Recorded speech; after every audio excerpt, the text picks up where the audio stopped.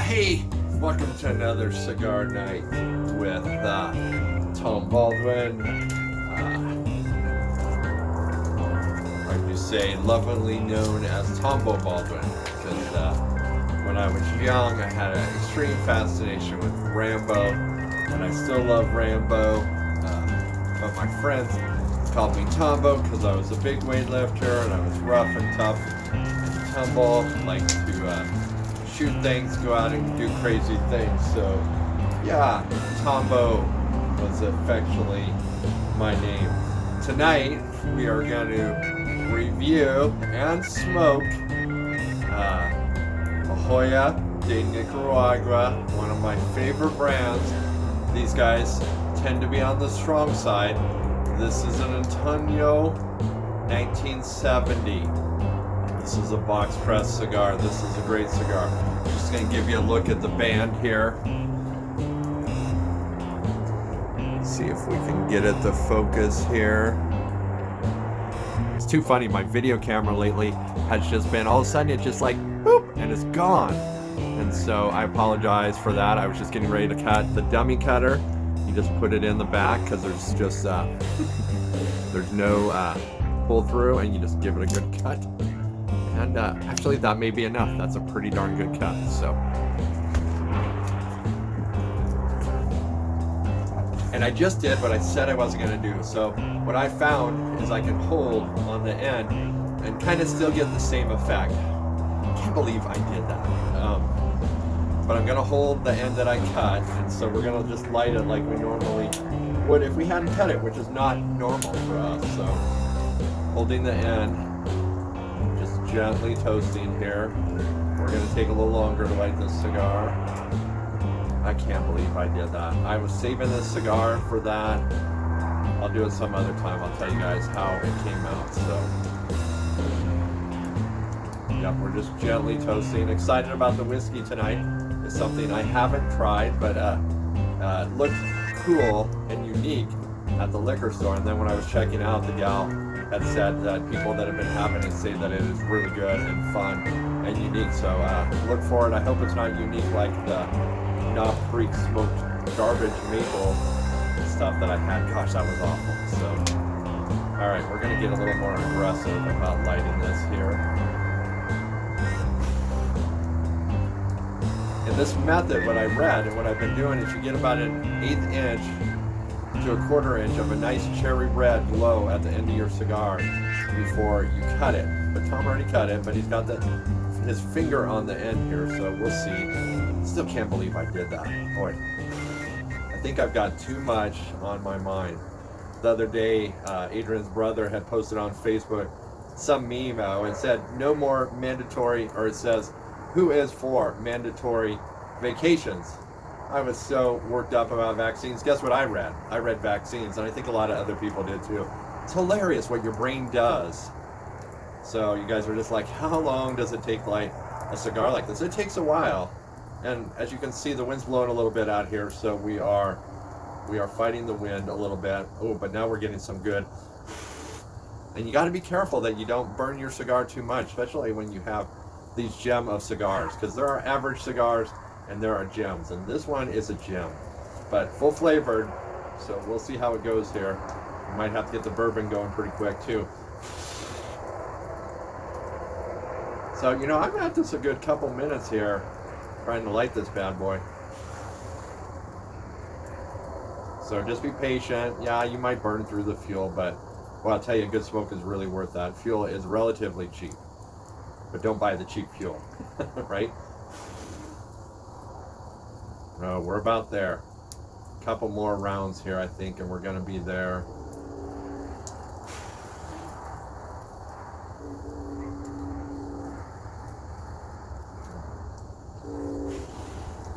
All right. Oh, that's still really good. I think if you forget and you hold your finger on the end, I think you can get pretty much the same effect, because what I have been getting are some intense first and really smooth flavors. Oh wow. Yeah.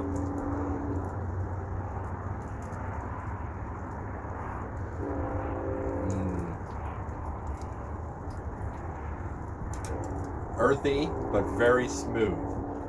Some just a hint of pepper right now. I think that is going to increase if I remember right. A little spice, I would say cocoa and some cinnamon, kind of like Mexican hot chocolate flavor.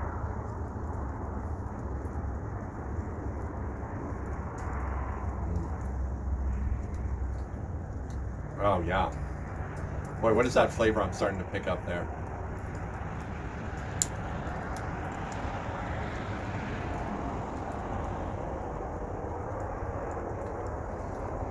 Boy, almost a little fruity. It's kind of, it's super fun. I love this cigar.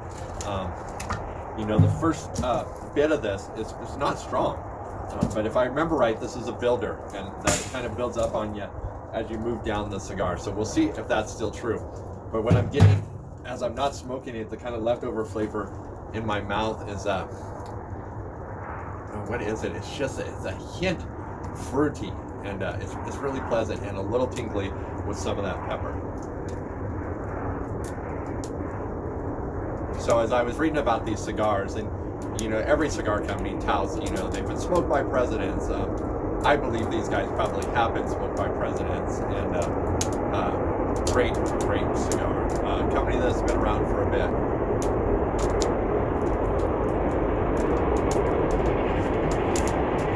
All right, so we're gonna crack open the bourbon. What we got tonight, and I'm not sure how to pronounce it, is I think it's Legent, but it is made. This is a combination bourbon of two makers. Fred Doe, who has made just genuine Kentucky bourbon here in the States, a renowned distiller, and then a Japanese distiller, and I believe his last name is Funkyo. Fanuko? I don't think that's right. Funko? Maybe that's right. But this is a combination of these two guys together, and it is aged in sherry cask. Oak sherry cask. So this is going to be an interesting one. The bottle's pretty cool. Ooh, the initial aromas are pretty good, but I said that about the Knob Creek. So we're going to give ourselves the usual pretty good pour there. So the Legent, and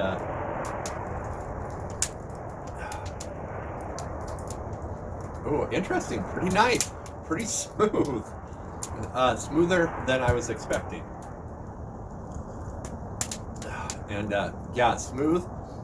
Like Japanese whiskey is generally pretty smooth, but they tend to be lighter on the flavors. But this still has that American kind of strong Kentucky bourbon, like those caramel, nutty, vanilla notes to it. Yeah, I have to agree as we go on here, but this may become a favorite.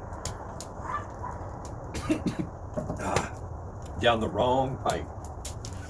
One thing I didn't tell you about this Antonio is that Cigar Aficionado, this is in their top 50 best cigars, so that is noteworthy. Wow, the fire is like all of a sudden it's going a little crazy there. Yeah, the wind's blowing this direction, so the fire, as you can see, is coming at me.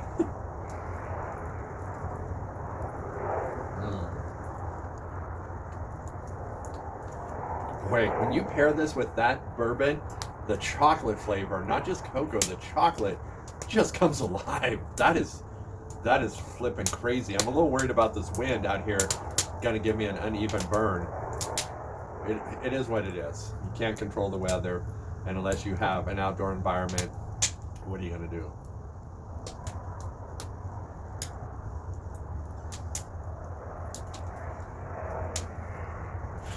Yeah.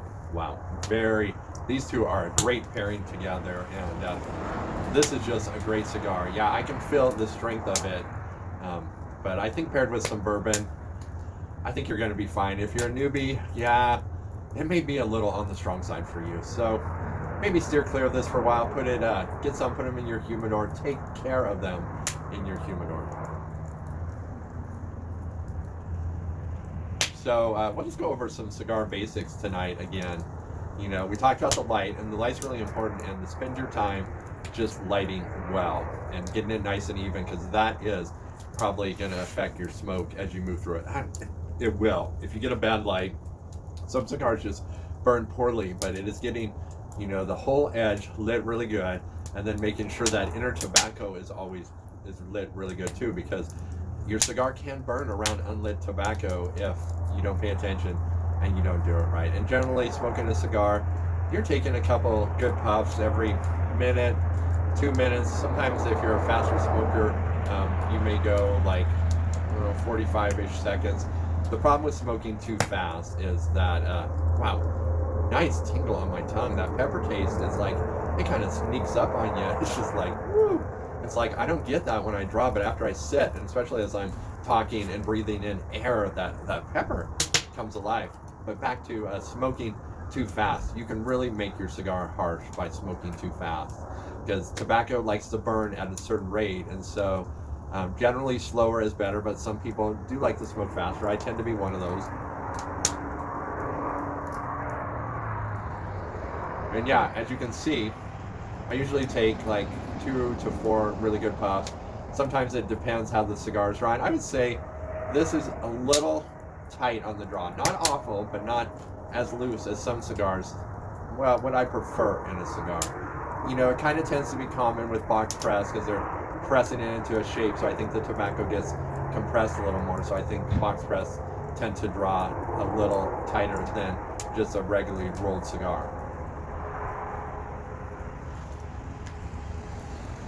But what I hate, wow, boy, I don't know, I think it's the pairing of these two. So smooth is that smoke. But then after it's done, it's just like, it's kind of like these little fireworks go off in your mouth with that peppery, tingly taste. Really, really delightful. But if you smoke too slow, you don't want it to go out, because the cigar relight, especially in a really nice cigar, that is just a huge bummer. And yeah, I don't like that to happen. So personally, I'd rather err a little on the fast side. You know, I've been smoking long enough.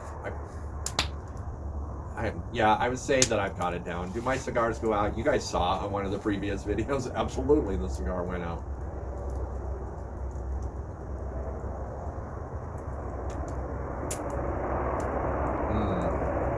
Yeah, really nice. Really enjoying this. We're gonna do a second round here. What's up? How's it going, man? Good.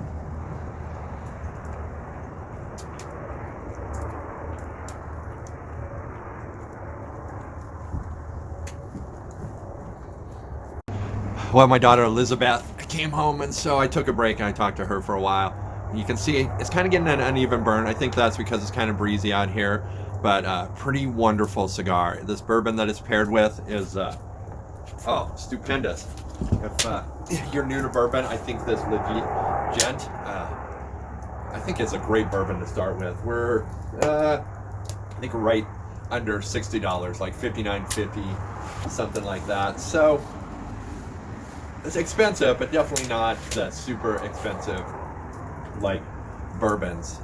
But boy, paired with this Antano from Joya De Nicaragua, wow, that combination. And this cigar, boy, it just keeps giving the layers of flavor. I'll just tell you, it's really enjoyable. If you're not a pepper fan, might not be your cigar, but if you like that cocoa / wow, chocolatey flavor when you get a swig of that bourbon in there, really fantastic. I think part of this cigar is that I'm enjoying it, and the draw, it's a little, I'm not going to say it's stiff, but it's on the more stiff side. I think that's affecting the draw. And box presses, sometimes if you smoke them too fast, which I'm guessing for the draw on this, I am maybe doing that. I don't want to really squeeze this cigar too much because it just came today, and that could be part of what's affecting the smoke. But I'll tell you, if this cigar is this good on today, in a couple weeks, this baby is going to be incredible. So you can see the ash is getting long here, and I'm not being that gentle with it, and you can tell the quality cigar, especially a box press, because they're a little more compact. But it appears like it's not going to go anywhere.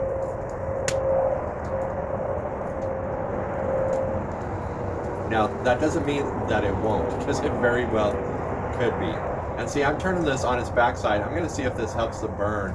Generally, I've found that this doesn't, but we'll see. because sometimes when the wind's blowing, that leading edge will burn a little faster, and if you flip it over, sometimes that will help. But oh, and this one it might actually, because when I draw on it, the top is getting more red, and so that actually might be effective on this cigar here.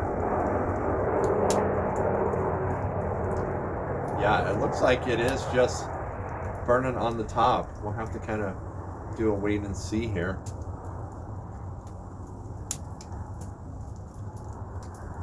It is evening out a bit. I might have to touch it up. Well, one of the things that I read as I was reading about the new way to light cigars, at least new way to me, there's some of you out there who just be like, Tom, sorry, and, you know, I'm learning. But when you go to ash your cigar, when you get an ash and you think that it's going to fall off, oftentimes, I mean, I smoke in an environment where if the ash falls off, it's not a big deal. You just kind of brush it off, and I don't freak out about it. But if you're concerned about that, they say to gently put your cigar like in an ashtray on the side and just kind of hit the side of the cigar like really gently and see if your ash will roll off. Don't push it off and don't tap it, but just kind of press it gently again, and if it just kind of goes off, then it's the right time for the ash to go off. But then you should not be aggressive about trying to ash your cigar. And it's definitely a much better smoke when it has a longer ash on it. Yeah, this does seem to be evening itself out a bit. Wow, yeah, see, this is the strength of this is starting to kick in a bit. That's why it was probably appropriate to shut that video off for a while and get it down to here, because yeah, that peppery's increasing, and that's what's fun about a well-crafted cigar, that the flavors do change.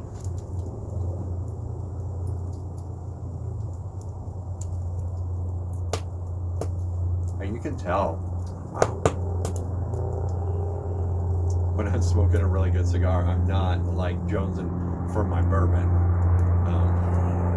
This is, I just want to keep picking it up and just keep puffing on it, because I feel like the flavors are just getting better and better as I'm moving into it. I'm just impressed at that ash on it. It just appears like it's not going to go anywhere. I'm just like, now it could, and we'll all have a good laugh on camera when it does. But boy, it feels like it's on there pretty solid, and it's fun. This is a fun smoke tonight. I'm having a lot of fun.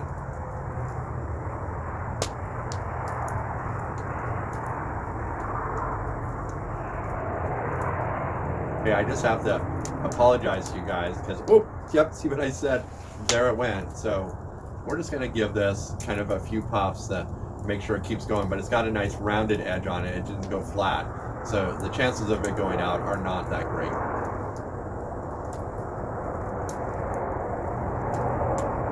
But when you lose that ash, you do want to tend your cigar for a bit, just to make sure that it doesn't go out.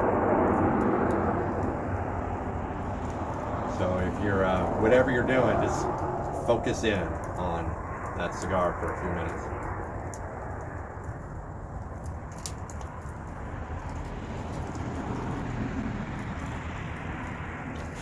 Yeah, and that uneven burn, I'm still fighting that a bit. Not as much as I was. Turning it has helped a little bit, but now just not exactly sure which way to turn it. I kind of need to hold it like at a 45 to the actual box, so that it's not, the sides aren't parallel with the ground.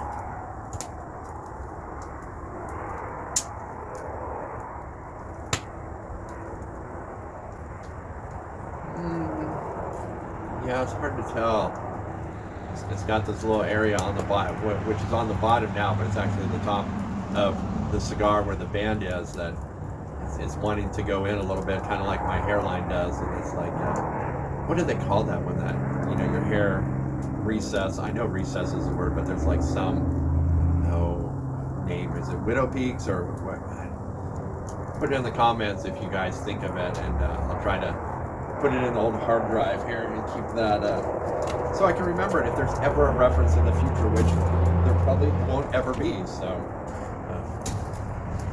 super fun last night.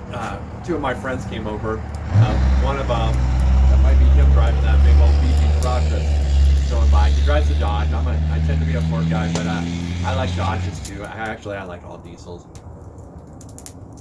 But he started out as my son's friend, which he still is, but came over when he was a teenager in high school.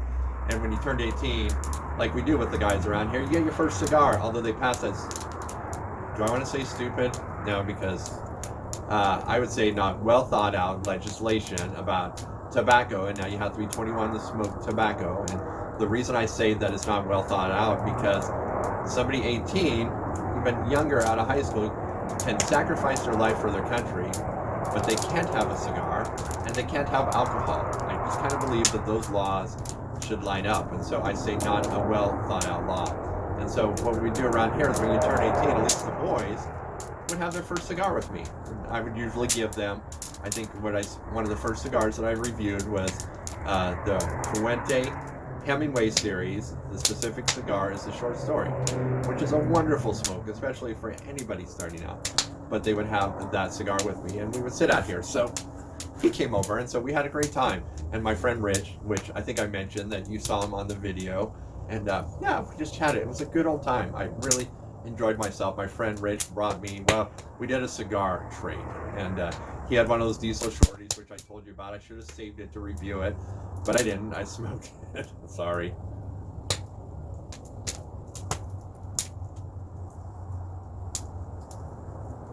And then I was trying to remember what the other cigar that I had was. I don't remember. That you're just like, couldn't have been that great. It's true. I remember the diesel shorty because that was fantastic, and I had that as my second cigar. So even as I was smoking my first cigar, I was all excited for the second cigar. I was trying to think if I had the band in my pocket. Well, that was a Cohiba I had the other night. Anyway, I don't remember, but I remember that I gave my son's friend Josh a CAO Icon. Oh boy, did he love that. It's a great cigar, right? Those of you that had it know. I think I have another one in there that I'll do a review on, but oh, did he love that cigar. And by the way, those of you that are new to cigars, cigar etiquette is, if someone is not necessarily a regular cigar smoker and they come over your place, you gladly share your cigars. You don't charge them, you don't expect them to bring things, although good friends usually will, and that's just kind of friend etiquette, but you gladly should share your cigars. That is cigar etiquette. We are generous what we have. It is a gentleman's habit, and so the idea, if you're smoking cigars, you have cigars to share, or you should just plan to have cigars to share. Now, mind you, there is, what would you say, wiggle room. Now, if someone's not a cigar connoisseur, so when my friend Josh first started coming over, I gave him good cigars, but they weren't necessarily expensive. And as his palate developed, then you give your friends better cigars because they are enjoying the love of cigars, and they will ensure that you are able to enjoy your habit in the future as they smoke cigars and they fight for legislation that allows you to continue to smoke cigars. You're like, I didn't know there was so much to this whole cigar smoking thing.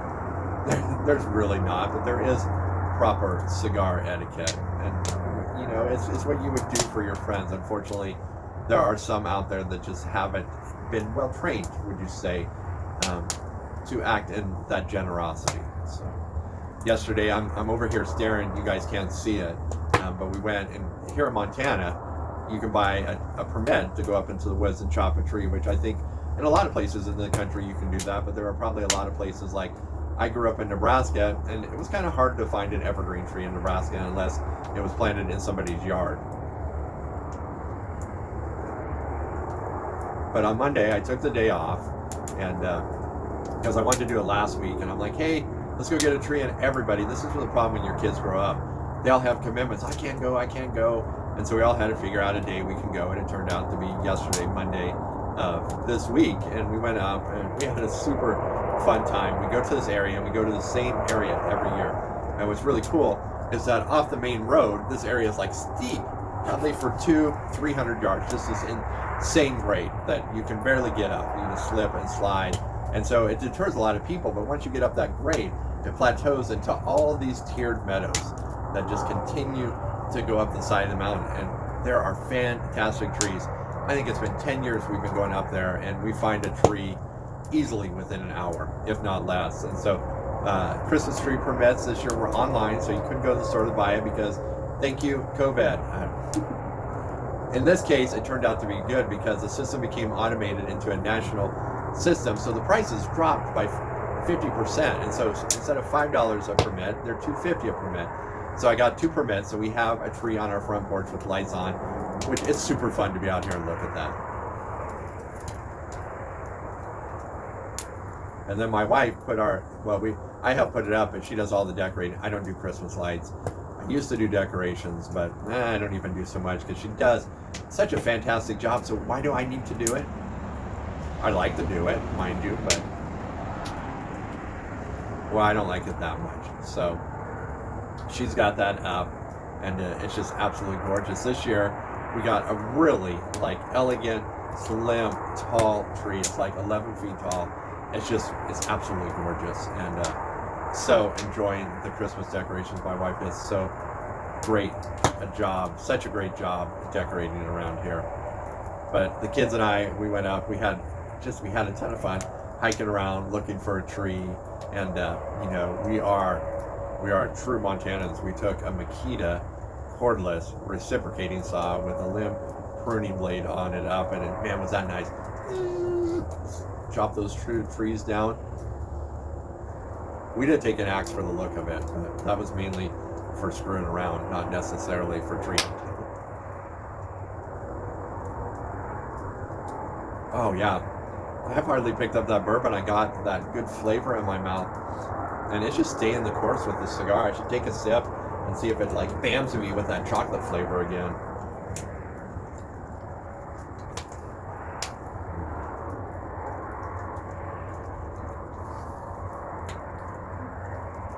Right. Not sure which is better, the cigar or the bourbon. You gotta love that kind of dilemma, right? Get a little wood in that fire there.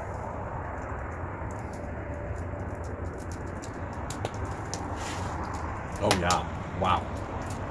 Knocks you with that chocolate flavor. Woo. That's some good stuff there.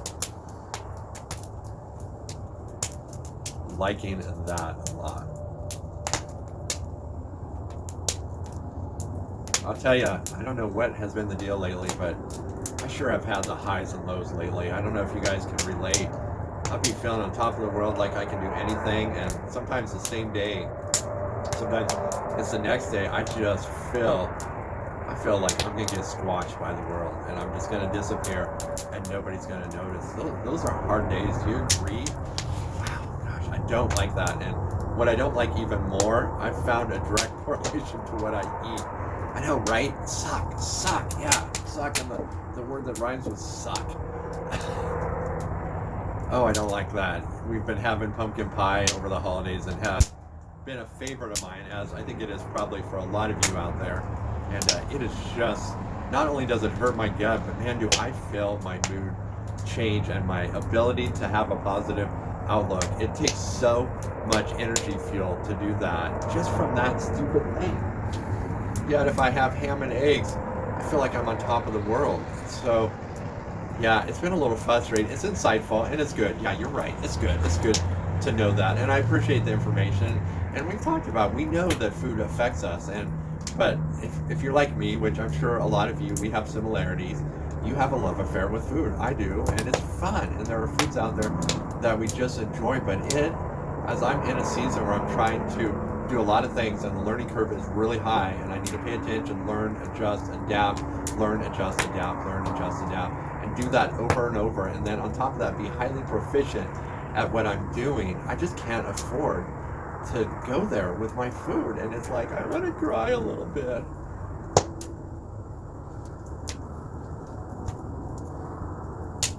And I think you can relate. And I think an interesting thing that I learned, I would say that I've learned this in layers, but I don't think I could put a name to it until probably a couple years ago, where I read a gal that wrote a book, and she put a name on this, and I really appreciate it. I would give her credit, but I can't remember her name right now or the book, but I'm sure other people have said it, and I've done this. I just didn't have the name for it, but it is that emotions are just a temporary thing.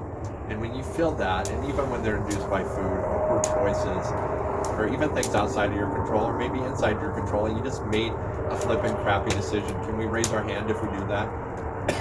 Sometimes you just make a flippin' crappy decision, right? Yeah, I know, I do too. But what she talks about is you digest those emotions. And so how do you digest emotions? And I've talked about this on my podcast, but we're not there, so we're going to talk about it here. And by the way, latent plug, although I don't have any cigar night paraphernalia up there yet. But what I do have some, you're like, Tom, what are you talking about? I have a store where I have t-shirts that sell merchandise from my podcast and some other t-shirts that are just fun, designs that I've came up with. And I'm going to have some Cigar Night t-shirts, but it's at tombobaldwin.com. So super fun, tombobaldwin.com, yeah. So that blatant plug. Go there, check out my store, and I'm going to get some Cigar Night stuff up there soon. And I do have a hilarious t-shirt. I just got to tell you about it, but it has this fish that I found in Mexico laying on the sand, and I shared my cigar with it. And so you have to check that out. It's fun. It's a unique original from me. That's my photo, and it's my t-shirt. And so yeah, fun stuff. But back to digesting emotions, and all you do to digest emotions is that you just go there. You go there, you feel it, you do what I'm doing. Part of this is you are partnering in my process of digesting emotions, and I'm doing it by one of my favorite habits: enjoying a cigar, enjoying some bourbon, doing a video, sitting outside by the fire. Gosh, do I love sitting by the fire. And I hope you appreciate when you're listening to the video, the crackle and the pop. Is that wonderful?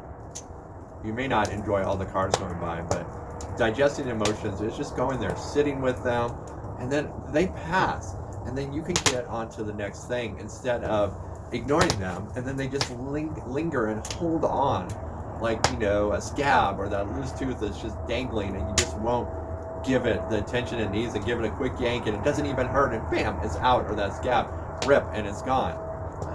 They just need a little attention for a little time, and you digest them, and yeah, we can do the analogy all the way. You just crap them out, and you're done, and then you wipe, and you're clean, and you're good to go. And it's something that I've learned in layers, and I've learned in process, and it was probably highlighted a few years ago when I had back pain induced by emotional, what would you call it, turmoil, trauma, that I suppressed for years regarding issues with my mom. And me and my mom now are like this, but sometimes you have to go through a little turmoil to get to those good relationship points. And I'm glad I did, but I was working for a gal, and I really, I'm a man of faith, and I believe that God times things well, but if you don't, you can call it a feedback loop, you can call it the universe, but this was so well timed that it wasn't a coincidence. I was working for a counselor, and during this job, construction job, me being a contractor,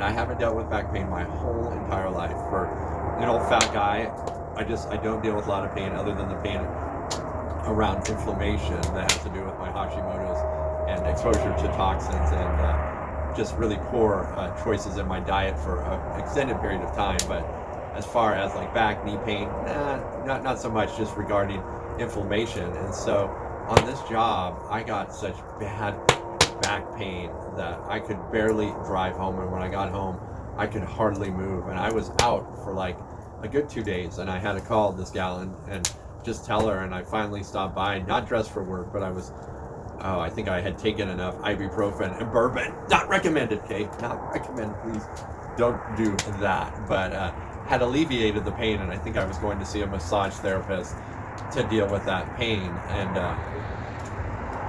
so I went to see her, and we got to talking, and I knew when this happened that it was directly related to my relationship with my mom. And you're like, how'd you know? That instantly popped in my head, or my gut, whatever you want to call it. I just knew, but I didn't know how to deal with it. And she was so generous, and because I related to her, and like any good counselor, they ask a lot of questions before they talk. And that's when you know you have a good counselor, because they listen more than they talk, and they ask a lot of questions. And, you know, I told her that, and she offered me some sessions. And she helped put these tools into my hands to really be able to do with it, sit with it. And, you know, the deeper your trauma is, the more you'll have to go into it. For me, you know, it included writing a letter to my mother that I would never send her, but it was my emotions, and it's how I felt, unfiltered, okay? Yeah, it was an awful letter. I'll just tell you that. It was vulgar, rude, awful, and you would never send it, but it was that process of digesting.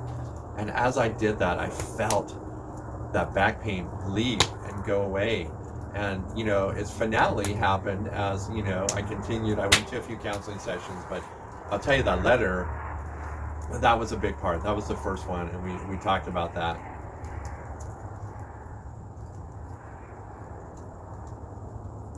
And the prelude to that was on the way home, processing that out loud and just letting my emotions come out unfiltered, and that prepped me for doing the letter. And there's no set amount of what you have to do. You do until it's gone, or until it's lessened, and then you may have to do it again in a while, but you do that. And for me, it was a process, probably about a week and a half of intensity. Okay, this is intense processing, but the pain left very quickly and did not return. And you know what's funny, you know, because I believe God works in mysterious ways. Again, you can call it the universe, the feedback loop, whatever you want. But my mom called, and that stuff just happens because there are things at work that we don't see, and changes are noticed even though they're not spoken.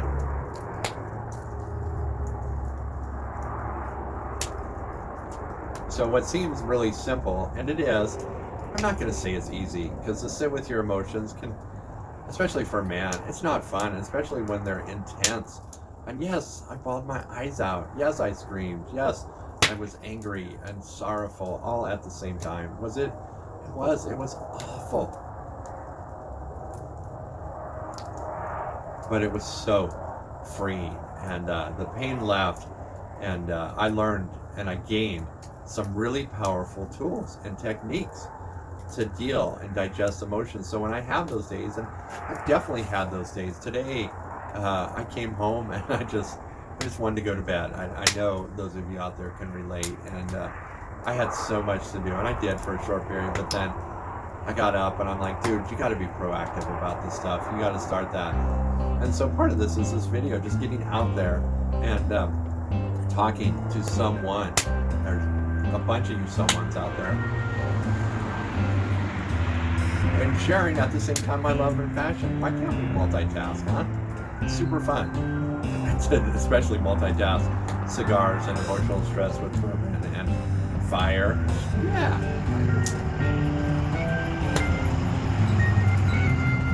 There, I think that was my friend Joshy right there, just drove by. Sounds like that Dodge diesel right there.